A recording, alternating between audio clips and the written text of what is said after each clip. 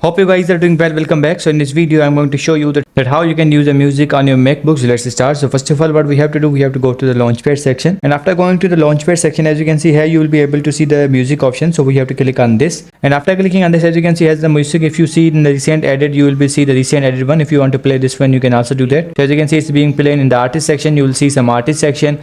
I'm going to the iTunes stores. In the iTunes stores, you will be able to see a lot of things like the games and the iTunes as well. So I'm going to scroll down, and after scrolling down, for example, I'm going to click on this, and after clicking on this, let's click on it, and after clicking on this, as you can see, all the options are provided. These are the iPhone, iPad, and all the things are provided there. If you want to download these or install these, you can also do that. Simply you need to click on them. So in this way, you can use the music section. In the song section, you will be see some songs as well. You have all the edit options here. So I hope you guys understand this video, that how you can use this. So see you guys in the next video.